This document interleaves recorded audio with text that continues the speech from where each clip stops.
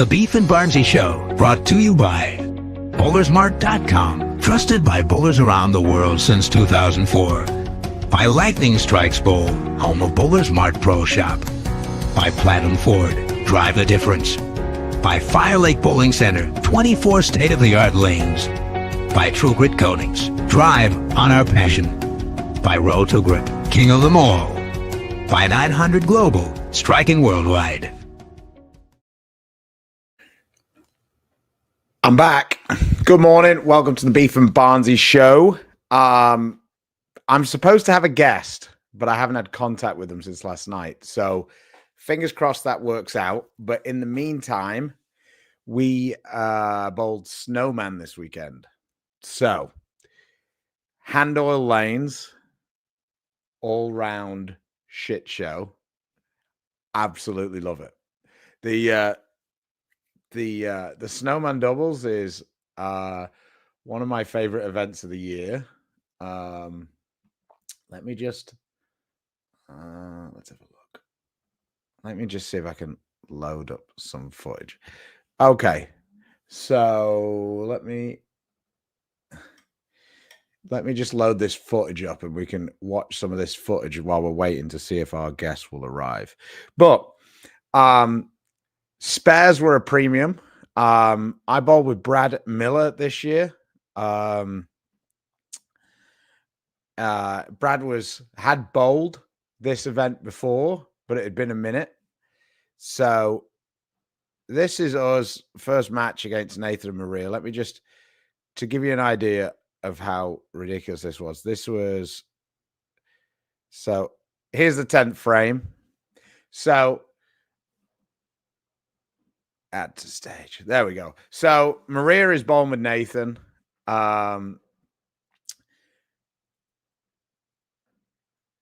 It's supposed to be Bowers.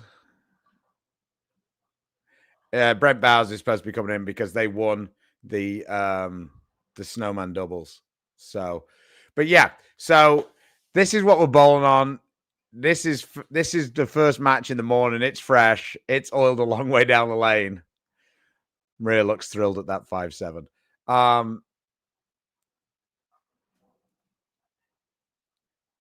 don't know what that means.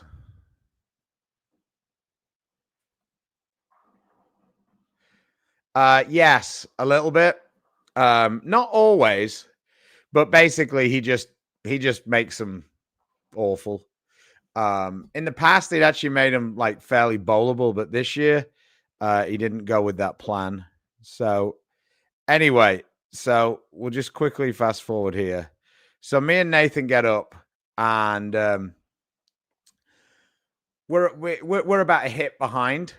And I said to Brad, I think the only way to strike on this lane is in the Brooklyn side, because with the way the oil was, every time I opened my angle up at all, if I opened up a little bit, it went through the face. And if I opened it up enough to get it out of the face, I basically drilled the 3-pin. So that there was a great shot by Nathan. So this was my solution to the pockets impossible to hit. Bang. There's one. And then, and I've got a question in the chat about this. There she is. Bang. Question in the chat. Is it really a Brooklyn if you aim for it, you call your shot, and then you just do it? Is that technically a Brooklyn? I'm fascinated because this tournament is 100% about how many you can knock over, not how you knock them over. There is very little. I think I had my record was 4 in a row in the pocket, and I didn't see anybody beat that. Yeah, I mean, it's a bizarre tournament.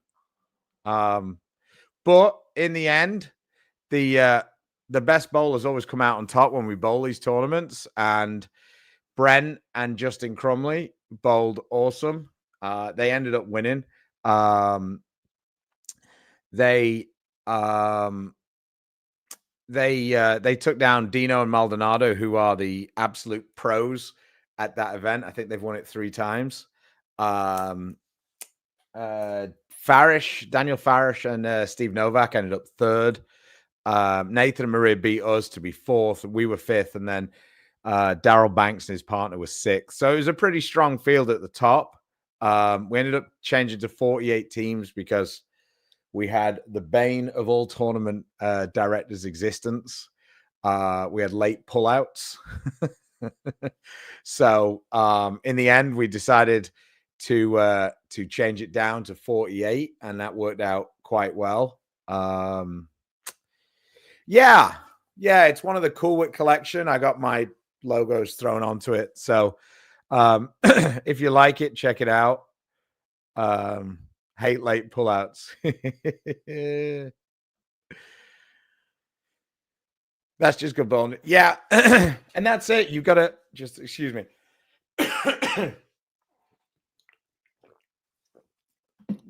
And it's the extreme example of it. Not opening is way more important than striking in that tournament.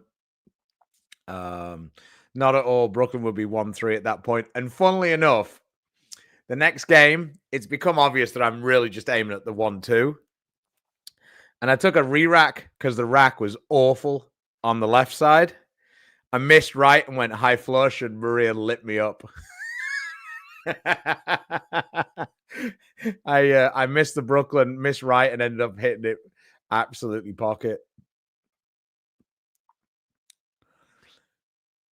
Yeah, ALS doesn't want to bowl because he's a pussy, and you can tell him that. Like, it's a professional bowling tournament. There's cash to win. Like, just because you don't stand at 25 and throw it to 5 doesn't make it not bowling. Yeah, I think his attitude, him and Sean and AJ, is pathetic.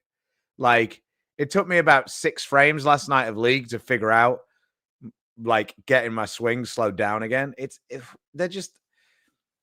a way to make money. It's just different. Like, do they not want to bowl on shark because they have to keep it in front of them? Like, yeah, I hate that. I hate the whole, oh, well, you know, it's just luck. Well, it's not luck if all the best teams are at the top, is it? It's probably less luck than bowling on the house shot.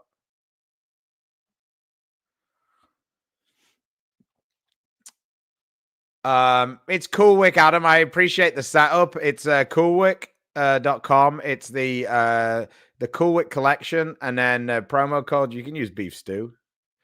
Beef Stew 10% off. Yeah.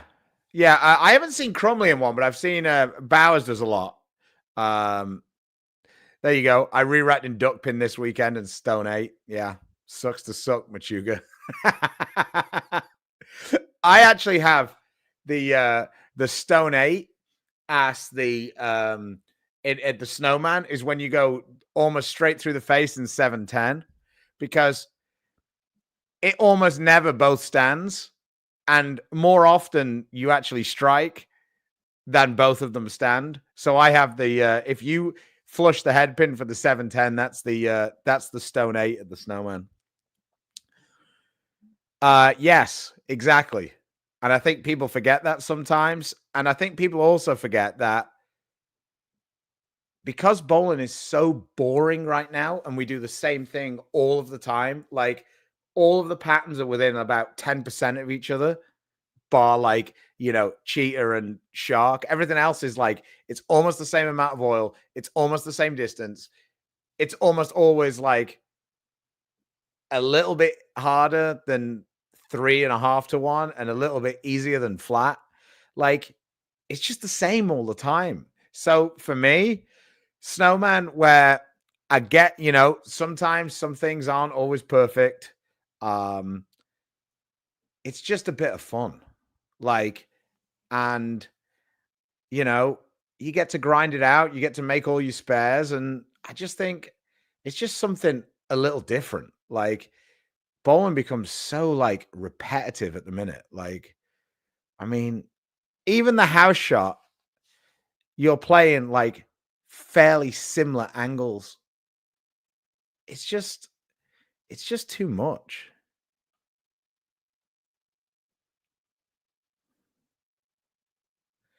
Farish, yeah. I mean, you and Steve bowl great in that tournament as well, because you just gotta it just doesn't matter. Like, to me, it's the most relaxing tournament of the year because I'm never gonna get out ball reactioned in that tournament. Like, the team who beats me, like, they're just gonna find a better solution. And if they get a couple of good breaks, they get a couple of good breaks. But, like, it's so unlikely that it's gonna be like everybody's throwing shots that go through the nose and strike. So it's not, yeah. I don't know. I just feel like it's it's a bit of fun. Would I want to do this every week? Of course not. But I don't think bowling would be any more stupid if we did that every week as to what we do right now every week. So, like I say, I think variety is the spice of life, and I think that that tournament is a bit of variety. It's a bit of fun doing it once or twice a year. Same with the Bradley. Like, a bunch of people hate bowling the Bradley, but it's just something different. Like, if people want to put cash down and bowl, it's like one ball tournaments. I think they're stupid, but if more people want to bowl that, hell, I'll take your money with one ball rather than 10. I don't care. That's what, to me anyway, that's what being a professional bowler is about, is finding the solutions and just doing it. So, um,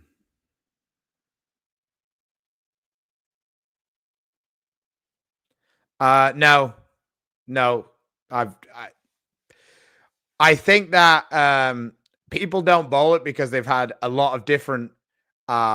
To say the tournament's been perfect is wrong, but I think that a lot of people don't like just shooting spares, and they want to come up with a bunch of different reasons as to why it's nonsense. Um, and yeah, just sucks. Like, for me, it's a bit of fun. If you ask Daniel and Steve, they love bowling it. It's just something a bit different. Like, I mean, Daniel's rev rate's 220, 250, whatever. And he isn't at a disadvantage in this tournament because he can hit what he's aiming at. So he's actually got an advantage over some of the guys who have huge advantages the rest of the time.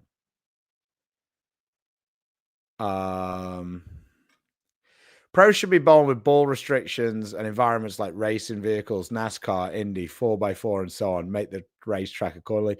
I mean, yeah, maybe. I don't know. I think that there are arguments for everything. And I think the problem that bowling has, and I say this a lot, so if you've heard me say this, I apologize. We just end up trying to find one solution all the time. And the one solution is variety. It's not just having one solution. So, yeah, it would be cool to have different things on, but just everybody seems to be arguing that we need one solution. There isn't one solution. One solution is always going to favor somebody. Let's just change it up a little bit.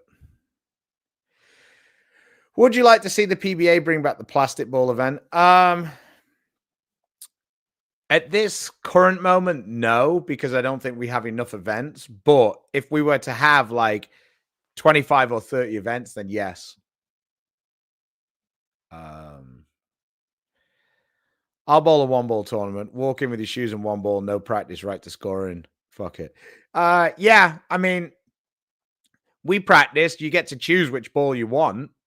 It, like I say, that's a bit of fun, and like a bunch of people want to bowl it. I don't know why. I don't know why the people who want to bowl that don't want to bowl a regular tournament, because they have less chance in that one than they do in a regular tournament because they don't have their spare ball or anything. So, no, not really. It was a bit of fun when we did it, but like, I never really thought that should have been a PBA title. I think it was ridiculous there was a PBA title, to be honest. But it was what it was. It was a bit of fun. Simon would just win the plastic ball tournament every year. I'm not so sure about that, but I mean, yeah. Yeah, we'll see, Adam. See what you think.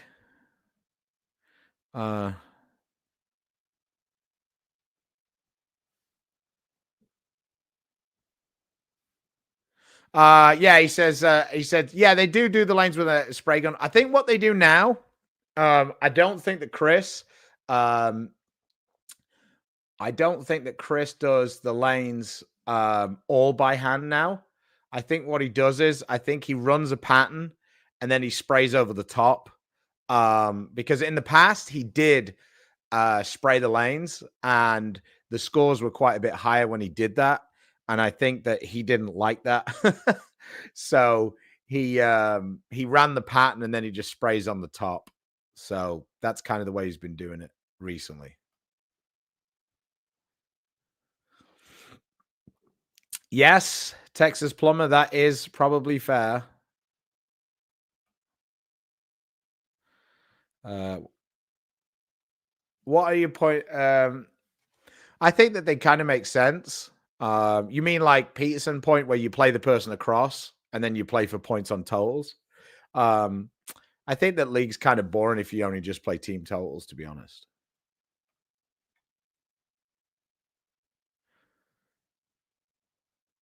Um, yeah, that's fine, but that's not what the one ball tournaments are here.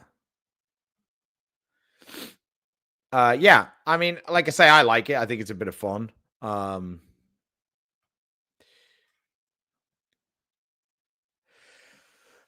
what's my opinion on the new level, and do I see lots of use on the tour? It's very difficult to create the tour environment at home, so we will see. It's not quite as strong as I thought it might have been.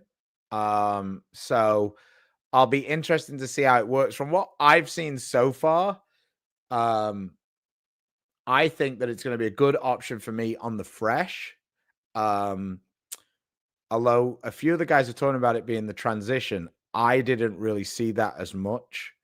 I see it more as it looks better for me on the fresh because it creates a little bit of extra motion down lane that I might not get out of the urethane. So, but like I say, I've only drilled one, and although I'm not going to turn my camera around, right behind the camera, I've got two more sat there. So that's my project for this week, trying to dial those in, figure out what I want to do. Like I say, I've only drilled the one. Kind of drilled it how most of the guys were talking about, 4-inch pin, a 2-inch buffer. I felt like that one was a little bit quick. So I think I'm going to go a little bit stronger with the pin, and I'm going to have a slightly longer buffer, and more kind of how I ended up drilling IQ 78s at the end. Pitch blacks at the end. So I'm gonna have a little mess around with that and see if that looks any better. I saw McNeil polished one, which I thought was a little strange, but it looked pretty good. And yeah, I mean, I saw that out of the new blue as well. I thought that looked quite good polished as well. So we will see. As of right now, I'm definitely going to have a IQ 78 in the bag still. I don't think it totally replaces the IQ 78 from what I've seen.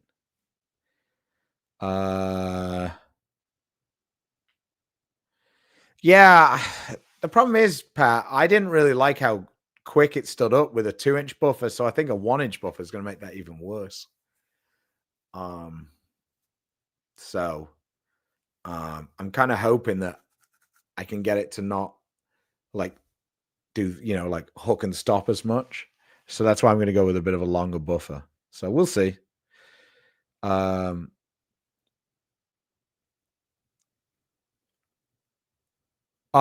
didn't ruin any.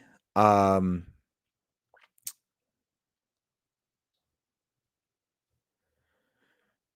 I know. Yeah. No, I said that people spoke about that, and that's what they spoke about originally. But I think that for me, I just didn't like the way that set up. I felt like it was a little too responsive and it got forward too quickly for what I was looking for. So I'm gonna try it. I mean, it might look worse. Who knows? But what was we were asking about how many balls did I ruin? Right. So at Snowman, what I do is I take two of the balls that are like a little older. So I took a DNA coil, which is what you saw me throwing in the video. And I hit that with a bunch of surface. And then I hit another one that I'm not probably going to use again, which is an XL. Both of those balls, I probably wasn't going to use again anyway because I'd got a lot of games on them. So I hit those with a bunch of surface, and I kind of used those. And then once the lanes start to go in the front, then I just used the normal ball. So I ended up using a Ion Max that was shined up, and I used a Origin, the pinup Origin that I had, and both of those were quite useful. The Ion Max was really good in one match, in one game, and then the next game after that, it got to the point where I couldn't get the 5-pin out, and I know that sounds ridiculous, but I bowled the best game I bowled in Snowman in forever, and this is how the game went, just so you guys get an idea of how ridiculous this shit gets. Flush 5, triple, got my shoulders open, fucked it up, 1, 2, 4, 8, spare. Nailed it, 5, 8, 10, took the count. Double, nailed it, 5, 10, triple, 208. That was a pretty good game. I had one shot where I missed the pocket. I left the 5-pin standing 3 times, twice of which it had friends. So just to give you an idea. Yeah. I mean, it was a triple that was all in the pocket. I had a 4-bagger in our last match against Nathan and Maria that were all in the pocket. That was the nuts. That was as good as it got. Unfortunately, I wasn't recording at that point because we'd already played Nathan and Maria previously, and there's only so much you can record and be interested in. So I'm going to see if I can scale it down a little bit, and maybe I'll only show a quarter of the matches or something. I don't know what I'm going to do with it yet, but I'll have a mess around with it. Yeah, like I say, it's fun. It's something different.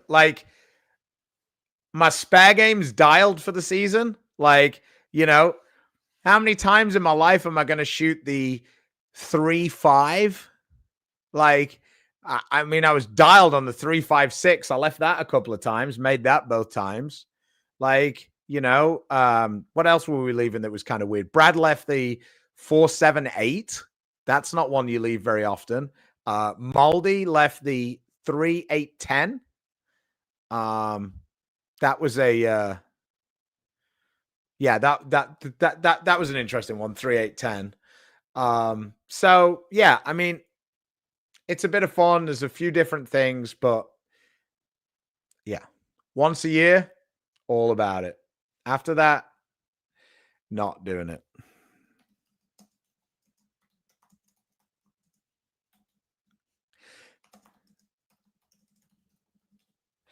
Right. Next one. Triple stomach. Yeah.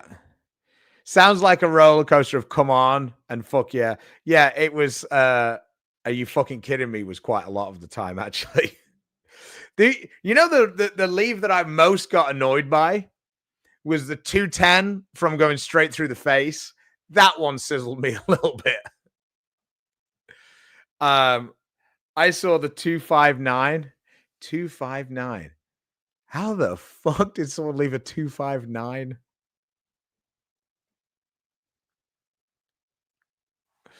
Yeah, that was a few years ago, Donna. Yeah, I remember that too. Moldy left a 4-5, and it didn't look like the pins moved very much.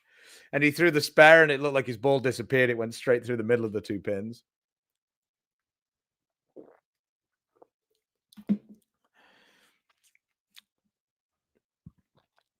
Yes, that is a good way of looking at it. It is a bowling obstacle course. Like I say, it's just a bit different. You just got to look at it a little different. I mean, and the thing with it is, if you let it fry you, I mean, Moldy and Dino win the tournament 3 times in 5 or 6 years. And I mean, the amount of times that Moldy's able to create shape or whatever is incredible. But he was playing that match with me and Bowers, and he was crying up a storm about all the lucky breaks. And I'm like, dude, you win the tournament every year. You have to know that you deal with this shit. I feel like Oscar might have been great throwing it a million miles an hour. Yeah, he might have been, but I don't, not so sure. Because no matter how hard you throw it, it's still pretty easy to leave that old 5, 8, 10.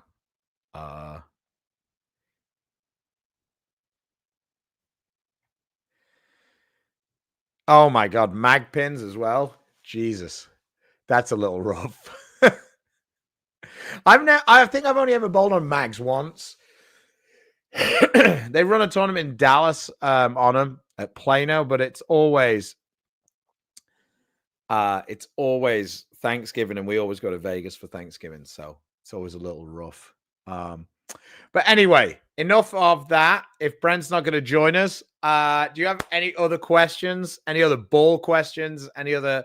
We can get into the weeds on level or Zen 25 or tour season or what we're bringing. And did any of you guys see? Did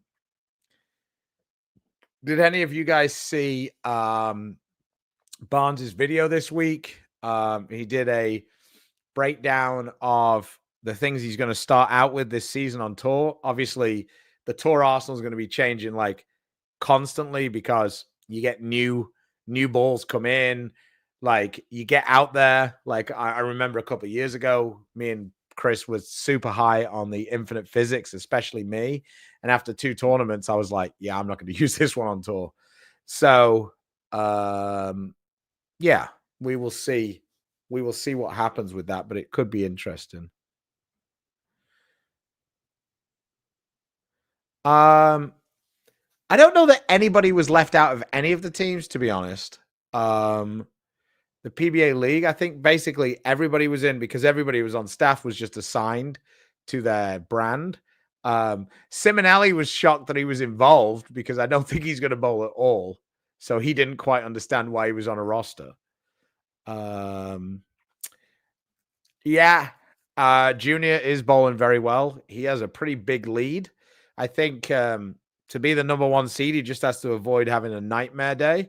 So, yeah, I think he's got a 40-point lead or something with the way they do their thing. So, yeah, if he finishes in the top 40 today, he will be a lock for the number 1 seed. I think that's just wins as well. I don't think they do any finals for that. So, yeah, be interesting. Zach Tackett wasn't on Motu's roster. Yeah, that's because Zach Tackett isn't in the top 55 or eligible to bowl every week, so you can't be in it. That's why. So you can it's only the people who are eligible to bowl every tournament, and Zach has to go through the PTQ. So that's why he's not eligible to be on the roster. Any predictions for anyone to be a first-time winner on tour?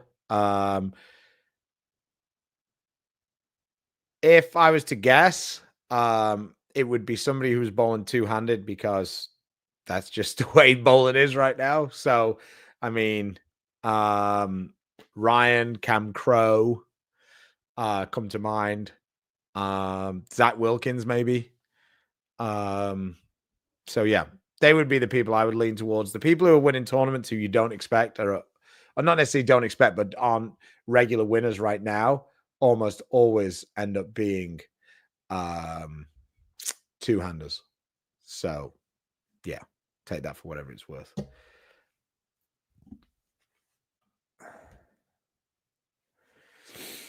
How's trading going to work? Yeah, I don't know that's going to work at all. But I don't see that Storm are going to move anybody between their brands. Yeah, to be honest, that seems like a bit strange, to be honest. I think that was just left in because of the previous year when you could trade. But nobody's going to go from Brunswick to Storm for the PBA League. I mean, I say that now, but yeah. That's kind of yeah. Thank you. Yeah, I kind of like this one. I had a couple that I've pulled out that I'm like, eesh. Like I got a white one that has this sort of thing, and I think it might make me look like a snowman. So I'm probably not going to use that one very much. I need down, not hoops. I need stripes, not hoops. So yeah. Yeah, that was a huge surprise, actually. I'd heard nothing about that. So, yeah, I was kind of surprised. Um,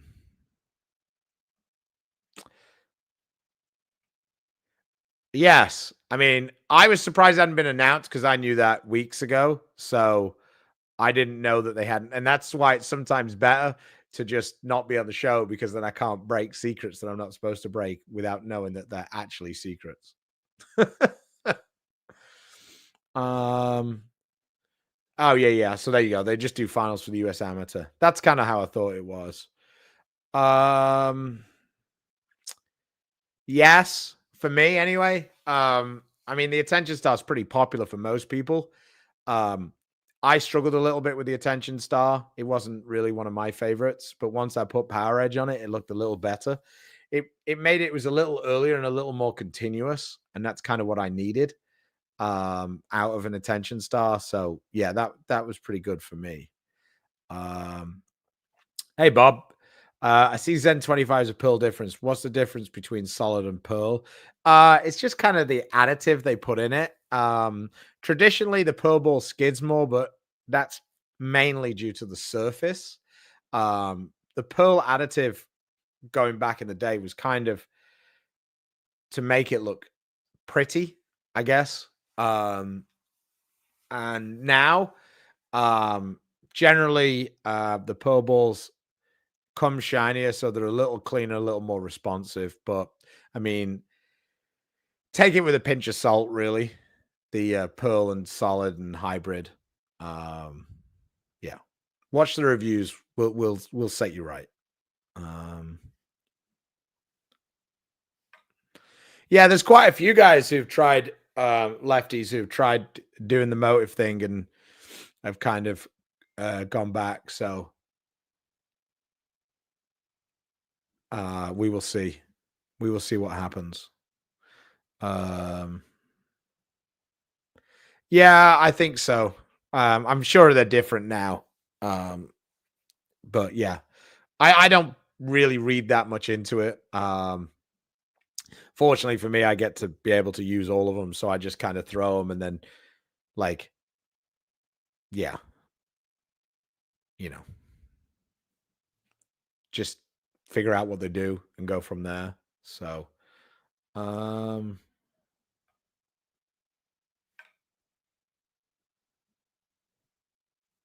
yeah, I'm pretty sure that's not true, but um, yeah, I'm gonna say undoubtedly that's not true. Um, if you're talking about Sean, yeah.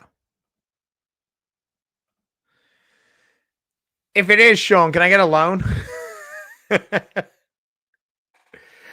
Sublime Focus is much stronger. It's earlier than the Ascent. The Ascent has the R2S. Um, here's his boy DJ. He says that is not true.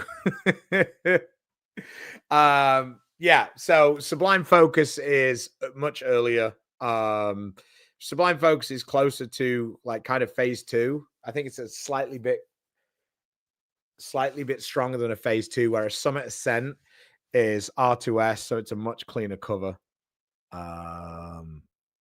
Yeah, that's kind of how I see it anyway.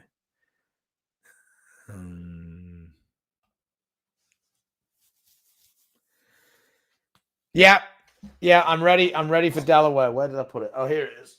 I'm ready for Delaware. Look.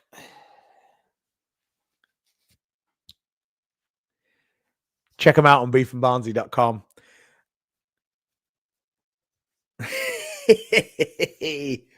I wore one of those like this weekend, and even if I felt a little silly, I felt warm, which was way more important.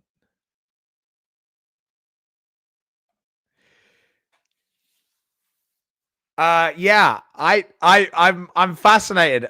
I saw McNeil do this.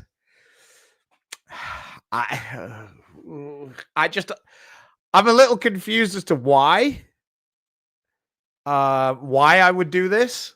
But yeah, McNeil did it, and of course he struck every shot he threw it with.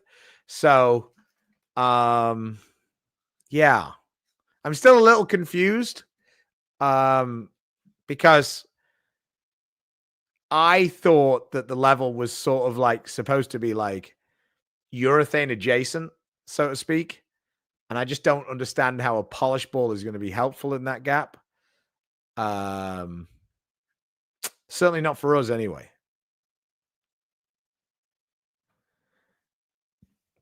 Yeah, yeah. Brad is bowling all the events. He is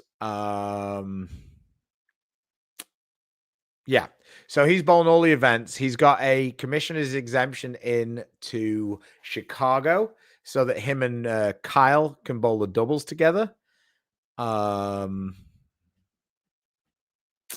Yeah. So I'm sure they're going to have plenty of content coming out. And if Brad isn't making the cuts, you'll probably see that he's going to be doing more and more content. Yeah.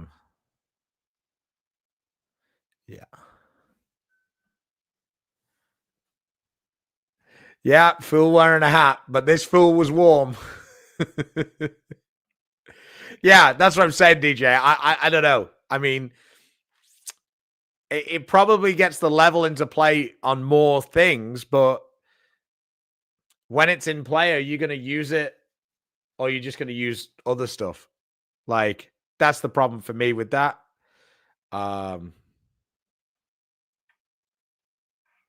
You thinking about adding Power Edge to the Optimum Idol would make it Optimum Idol Pearl. I've heard that they would be very close with the same surface. No, I don't think they would. I think the Optimum Idol Pearl is such a weaker cover than the Optimum Idol. I might be wrong on that, but I don't use either of those balls very much. But for me, Optimum Idol, yeah, is quite a bit stronger, and I don't know that it's just the surface. So yeah, I wouldn't see them the same, but I mean, horses for courses, I guess. Thanks, Chelsea. 1,500 miles to Delaware, followed by 700 miles to Indy a few days later. I hope the car holds up. Well, I am going to Indy and then I'm flying to Delaware and then we're flying back. Yeah, I'm not worrying too much about having my car in Delaware. We're going to, me and Dom are going to rent a car. So that's the way we're going about that. I don't know if this asks, how do you like the Road Warrior and when would you use it? Yep, love the Road Warrior. Road Warrior for me is like once the lanes have transitioned and I need something to get through the front part of the lane, it's kind of my like go-to bottom of the bag ball. I don't very often need like a hustle or something. I get the ball through the front pretty good. So for me, Road Warrior could actually be the weakest ball in my bag, and it's useful a lot of the time. I'm probably not going to be using the Road Warrior going very straight. I would imagine that I'd usually have a pretty big angle when I'm using the Road Warrior. It's not that I can't use it going straighter. I just see it as better when I have more angle. Tina used it. She likes it a lot. For her, it's she can use it on the fresh. She likes it a lot.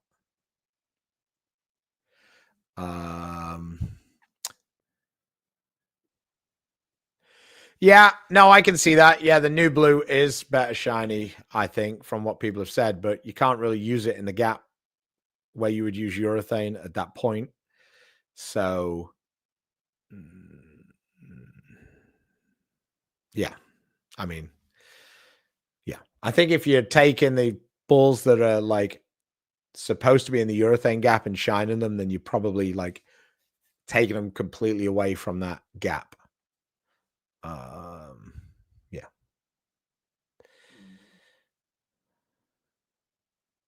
Yeah, he says that they're better with surface. Okay, Tim. I think Matt was just bowling with it on a house shot. So, I mean, I don't think it really matters to Matt what he uses on the house shot. I think Matt can use a house ball and still be pretty good on the house shot. So, yeah. But I think he was mainly somebody had asked him what it looked like shiny, and that's why he did it. But Matt shines up almost every ball he gets. He likes playing close to the friction.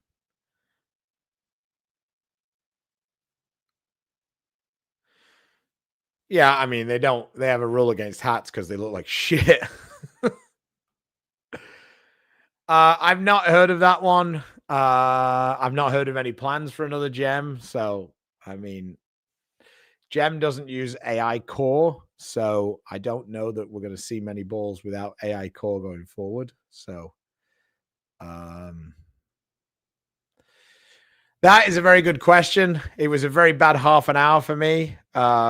We thought we'd made it through at the Snowman, and then the ruling didn't go our way. And then, yeah, I will show you the frame that we were talking about, and it's probably the frame why. Like, here we go. So there was a bit of a misunderstanding about how it came down, and we thought that we just had to finish in the top 2 each game, and we'd already done that. So here we go. Me and Brad need 1 spare between us to beat the team in the middle, the player 2 team. Brad misses the head pin, leaves the 1-2-4, which was pretty easy to do. So I'm like, okay, just need a spare. And I absolutely nail this one. And what is this leave?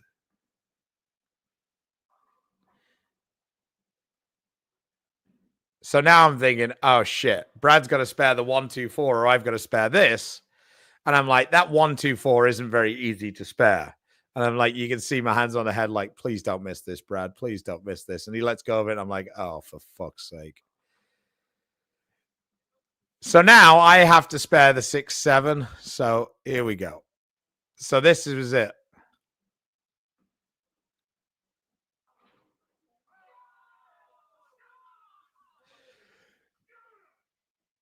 So I thought that that was enough for me and Brad to get through. And I just talked about something I was watching that nobody else was watching. Sorry. Let's just stop this for a second. I will rewind back. I'm an idiot. I was looking at the wrong screen.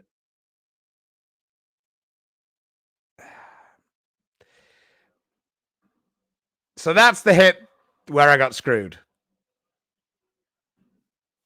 Sorry. Now you've caught up. I'm an idiot. So I leave the 6-7. Brad needs to spare this. Yeah.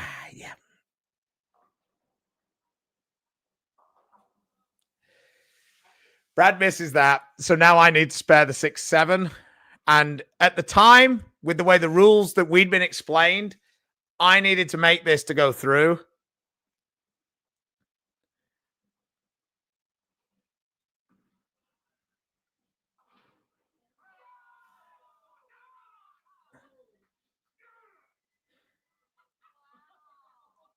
So in mine and Brad's world, we were through. And then, yeah, then we weren't. There was a miscommunication, shall we say, and it was very complicated. And yeah, that was a bit of an emotional roller coaster. And long story short, we had to bowl another game, and me and Brad ended up being third, so that ended up screwing us basically. But when I made that, we had the high of thinking we were through and the other team were bowling to see who'd be in the final of the winners bracket, because that was the way it had been explained. Yeah. So it was very frustrating. There was probably about a 10-minute screaming match back and forth before we restarted. I think that the format we went with in the end was probably the best format, but that wasn't what we bowled the first 2 games. So that was where the frustration came from. All of the players bowled under the assumption that our team made it through, and we didn't. So that was a little frustrating. In the end, me and Brad should have done a better job the last game, and it would have been all for nothing. But still, A little frustrating. I only have phase 2 and optimum idle for solids. Just got sublime focus. What should I expect? The diff if the layouts were the same. You've got 3 balls there that I would say are the most similar balls in the Storm range. Right now, if you could switch out the sublime focus, I would do that. If you're going to drill them all the same, I would imagine that sublime focus would be the earliest because it's got the newest surface. I would think that depending on how the surfaces are, I would think it would probably the sublime focus phase 2 optimum idle in that order. I think the optimum idle is probably the cleaner of the 3. I think sublime focus is probably the strongest overall. Sublime focus in phase 2. I feel like the sublime focus is more responsive, so it might look like it, it picks up a bit more, but it's hard to say. Those 3 balls are very similar though. So for me, if you could change it out, the sublime focus, and get maybe Zen 25, you would at least have something that was significantly different to the other 2 that you have. Yeah.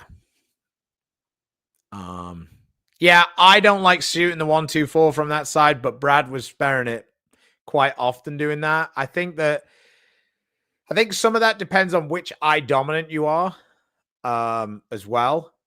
Because Nathan shoots like the 5-pin from the right. I can't imagine shooting the 5-pin without shooting it from the left if I'm throwing it with my spare ball. Like for me, it's much easier to have my body that way than it is that way, if that kind of makes sense. So yeah, I just think that yeah, it's whatever you feel comfortable with. So anyway, it doesn't look like Brent is joining us. He hasn't texted me back, so he's on the naughty list. So yeah.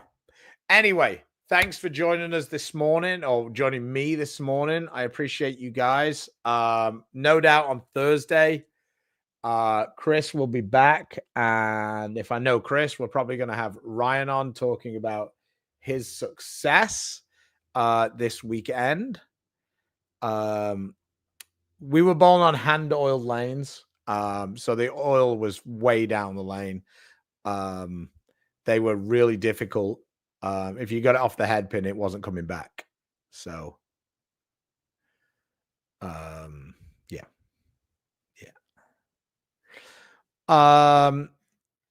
No, I think that the Tour Dynamics, I think to me anyway, Tour Dynamics is more of the Ion Pro. But yeah. Well, thanks, Joe. Thanks for listening to me bullshit for 48 minutes. But as always, thank you very much to the sponsors who support us. Fire Lake Bowling Center, the host of the Snowman tournament. Thanks again. But we have Storm, Rotogrip, 900 Global, Coolwick, Turbo. We're back with Turbo again. Thank you. Lightning Strikes, Platinum Ford, Bowlers Mart, and Coolwick. If you like this jersey or any of the jerseys, or you just want to get some new jerseys, check out coolwick.com. This is the Coolwick Elite Series, is what I've been informed by the hype. So if you use code BeefStew10 at checkout, you get 10% off. With that, we will see you on Thursday. Thanks for joining us. Take care of yourselves. Throw some strikes. And yeah, I'll see you later. Bye.